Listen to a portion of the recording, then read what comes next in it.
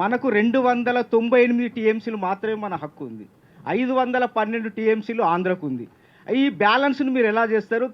భవిష్యత్తులో నీటి కోసం ఎలాంటి ప్రణాళికలను సిద్ధం చేయబోతున్నారు? బోమయ్య గారు, very right question you ask me. I really appreciate. మనం రాష్ట్రం తెచ్చుకుందే నీళ్ల వాటా కోసం. 10 ఏళ్ళు రాష్ట్రం ఏర్పడిన తర్వాత ఎవడైనా ముందు ఈ నదిలో నా వాటా ఏంటో తేల్చుందని అడుగుతారు. కృష్ణా నదిలో వాటాను అడిగారు అసలు? 10 years ఎందుకు మీరు వాటా గురించి తేల్చలేదు?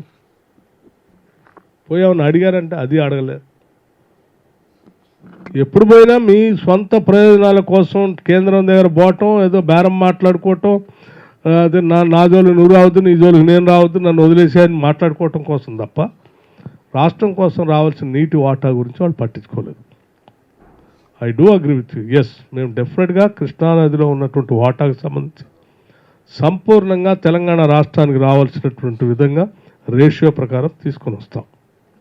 దానికోసం పూర్తిగా ఫైట్ చేయడానికి మా నీటిపారుదల శాఖ మంత్రులు ఉత్తమ్ కుమార్ రెడ్డి గారు సంపూర్ణంగా స్టడీ చేస్తూ ఉన్నారు. వారు టైం టు టైం లేఖలు రాస్తూ దానికోసం ఫైట్ చేయడానికి కూడా సిద్ధంగా ఉన్నారు. ఇక డ్రింకింగ్ వాటర్ సంబంధించి సాగర్లో కొంత, శ్రీశైలంలో కొంత. మనందరూ తెలిసిందే, శ్రీశైలం నుంచి మనకు డ్రింకింగ్ వాటర్ హైదరాబాద్ నగరానికి కూడా వస్తాం, అట్లాగే రంగారెడ్డి జిల్లాకి.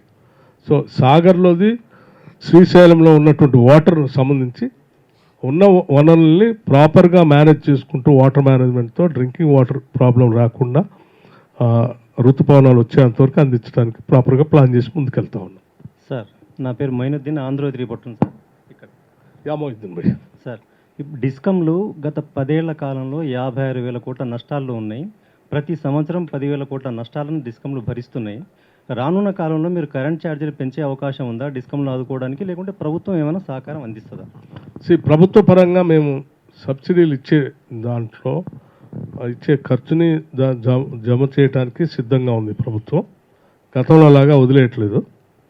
ఎందుకంటే దాన్ని ఎన్రిచ్ చేయకపోతే భవిష్యత్తులో కూడా ఇబ్బంది ఉంటుందని. అట్లాగే సరే, రేట్లు పెంచే అటువంటి అంశాన్ని సాధ్యమైనంత వరకు ప్రజలపైన పన్నులు వేయకుండా, రేటు పెంచకుండా ముందుకు తీసుకొని పోవాలనేదే మా ముందున్నటువంటి ఆలోచన. మేము ఎటువంటి ఆలోచన చేయట్లేదు పెంచడానికి.